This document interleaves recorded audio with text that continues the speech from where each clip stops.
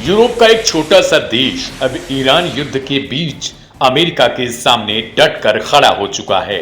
यह देश है स्पेन, जिसने सीधे सीधे अमेरिका को बड़ा झटका दे दिया है।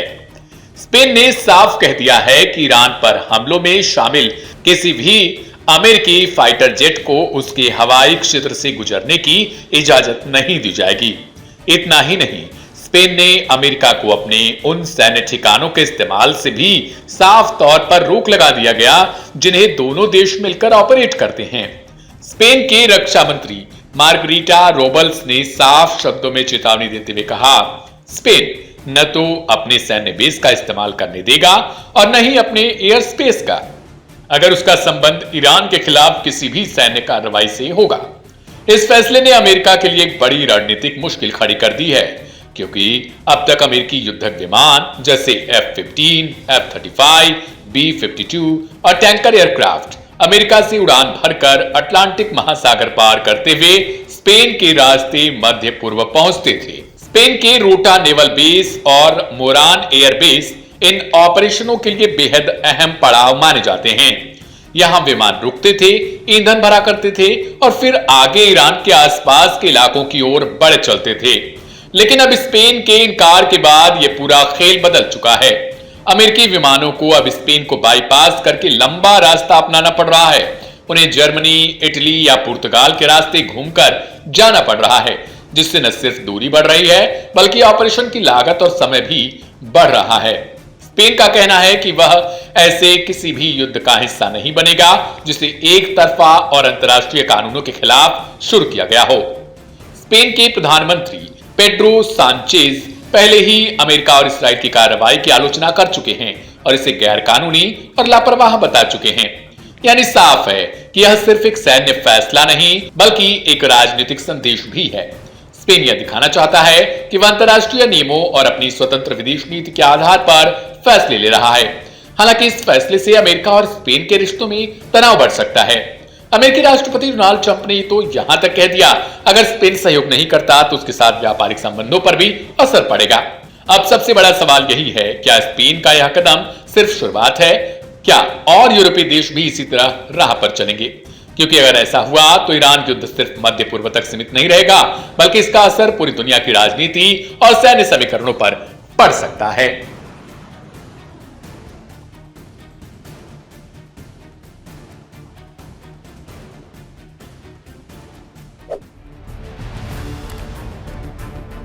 ईरान से जंग भड़काने की कोशिश में बैठे ट्रंप हर रोज नए नए और एक से बढ़कर एक दावे कर रहे हैं। लेकिन हैरानी की बात यह है कि इन दावों को अमेरिकी मीडिया ही कई बार गलत साबित कर रहा है। एक देसी कहावत है, बिच्छू का मंत्र न जाने और सांप के बिल में हाथ डाले। कुछ ऐसा ही हाल अमेरिका का दिख रहा है, जिसने ईरान को कमजोर समझकर उस पर हमला तो कर दिया, लेकिन अब उसके असर को लेकर खुद ही उलझन में है। जी हाँ, शुरुआत में ट्रंप की तरफ से लगातार ये दावा किया गया कि अमेरिका और इसराइल ने मिलकर ईरान की सैन्य क्षमता को पूरी तरीके से खत्म कर दिया है। कहा गया कि ईरान अब जवाब देने की स्थिति में नहीं है, लेकिन जमीनी हकीकत इन दावों से बिल्कुल अलग नजर आ रही है। ईरान आज भी उसी रफ्तार से जवाबी हमले कर रहा है जैसे पहले किया करता था। अब नई रिपोर्ट्स और विश्लेषण सामने आ चुकी हैं, जिनमें कहा जा रहा है कि अमेरिकी और इसराइली हमलों का ईरान की मिसाइल क्षमता पर उतना असर नहीं पड़ा जितना बताया जा रहा था। सवाल उठ रहे हैं, क्या वाकई अमेरिका सिर्फ ऊपर दिखने वाले ठिकानों को ही निशाना बना पाया? दरअसल ईरान ने पिछले कई दशकों में अपनी सैन्य रणनीति को पूरी तरीके से बदल दिया है। उसने अपनी मिसाइल ताकत को जमीन के नीचे, पहाड़ों के अंदर और गहरी सुरंगों में छिपा कर रखा है। इन ठिकानों को इस तरह डिजाइन किया गया कि ऊपर से होने वाली हमलों का असर बहुत कम हो।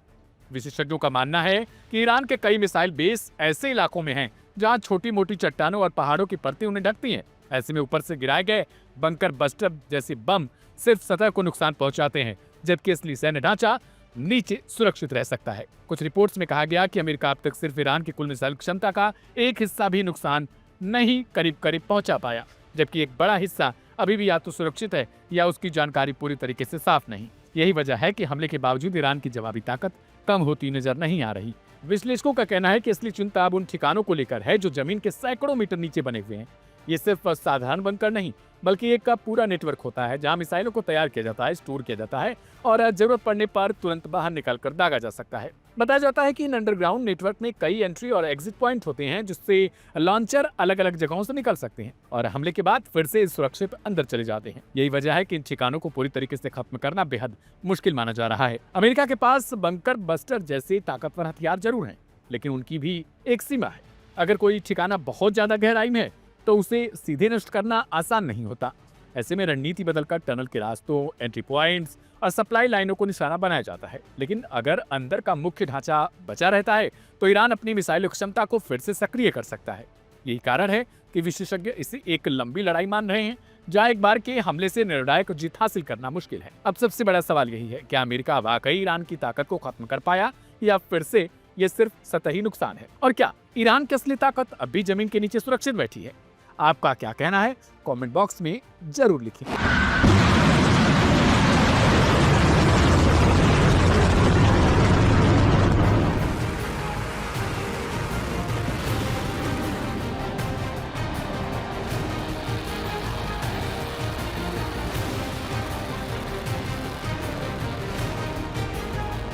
पहले एयरबेस, फिर बुनियादी ढांचे और अब प्यास पर वार। जी हाँ, पश्चिमी एशिया में जारी युद्ध ने एक नया और चिंताजनक मोड़ ले लिया है। सोमवार तड़के ईरान ने कुवैत के एक प्रमुख बिजली और जल संयंत्र को निशाना बनाकर एक ड्रोन हमला किया। इस हमले में वहां कार्यरत एक भारतीय नागरिक की दुखद मौत हो गई है, जबकि संयंत्र के सेवा भवन को भारी नुकसान पहुंचा है। कुवैत सरकार ने इसे अपनी संप्रभुता पर हमला बताया। स्थानीय समय अनुसार सोमवार तड़के हुए इस हमले में ईरान ने कुवैत के एक महत्वपूर्ण बुनियादी ढांचे को निशाना बनाया। कुवैत के बिजली, जल और न्यू एनर्जी मिनिस्ट्री की प्रवक्ता फातिमा अब्बास जौहर हयात ने पुष्टि की कि हमला संयंत्र के भीतर स्थित एक सर्विस बिल्डिंग पर हुआ। हमले के तुरंत बाद कुवैत की सुरक्षा बलों और आपातकालीन सेवाओं ने इलाके को सुरक्षित कर लिया। मंत्रालय के अधिकारियों के अनुसार मुख्य प्राथमिकता संयंत्र के संचालन को बनाए रखना और ये सुनिश्चित करना है कि नागरिकों के लिए पानी और बिजली की आपूर्ति में कोई बाधा न आए। तकनीकी टीमें वर्तमान में नुकसान का आकलन कर रही है और मरम्मत कार्य शुरू करने की योजना बना रही है। ये घटना इसलिए भी बड़ी है क्योंकि इससे पहले तक ईरान केवल सैन्य केंद्रों को निशाना बना रहा था। इसके अलावा कुछ बड़ी बिल्डिंगें जो कि अमेरिका या इस्राइल से जुड़ी हुई हैं उन्हें निशाना बना रहा था, लेकिन अब ईरान ने पानी के संयंत्रों पर भी हमला करना शुरू कर दिया है। इसका सीधा सा अर्थ ये है कि ईरान ने प्यास को निशाना बनाना शुरू कर दिया है, क्योंकि इन्हीं संयंत्रों से होकर आम जनता को पीने के लिए साफ पानी मिलता है। इस घटना ने अंतर्राष्ट्रीय स्तर पर चिंता पैदा कर दी है। कई देशों ने नागरिक बुनियादी ढांचे पर हमलों की निंदा की है और संयम बरतने की अपील की। राजनयिक गलियारों में इस बात की चर्चा तेज हो गई है कि कैसे महत्वपूर्ण संसाधनों जैसे जल शोधन संयंत्रों को संघर्ष के दौरान सुरक्षित रखा जाए, क्योंकि ये सीधे तौर पर मानवीय जीवन से जुड़े होते हैं। कुवैत में बड़ी संख्या में विदेशी श्रमिक कार्यरत हैं, जिनमें भारतीय समुदाय का महत्वपूर्ण योगदान है। इस घटना के बाद विभिन्न दूतावासों और स्थानीय अधिकारियों ने कार्यस्थलों पर सुरक्षा प्रोटोकॉल की समीक्षा करने की आवश्यकता पर बल दिया है। प्राथमिकता ये सुनिश्चित करना है कि संघर्ष वाले क्षेत्रों के पास स्थित संवेदनशील संयंत्रों में काम करने वाले सभी कर्मचारी सुरक्षित रहें। कुवैत के इस जल संयंत्र पर हमले से ठीक एक दिन पहले ईरान ने इजराइल के दक्षिणी शहर बीरशेबा में एक बड़े केमिकल प्लांट को निशाना बनाया था। इस हमले ने इलाके में एक बड़े पर्यावरणीय और स्वास्थ्य संकट का डर पैदा कर दिया। ईरान की बैलिस्टिक मिसाइल बीरशेबा से लगभग 13 किलोमीटर दूर नेओज होवाव औद्योगिक क्षेत्र में स्थित अडामा कंपनी के मेक्तशिम प्लांट से जाकर टकराई। ये फैक्ट्री मुख्य रूप से कीटनाशक और फसल सुरक्षा से जुड़े रसायनों का उत्पादन करती है। यानी कुल मिलाकर ईरान रुका नहीं है और वो लगातार हमले किए जा रहा है।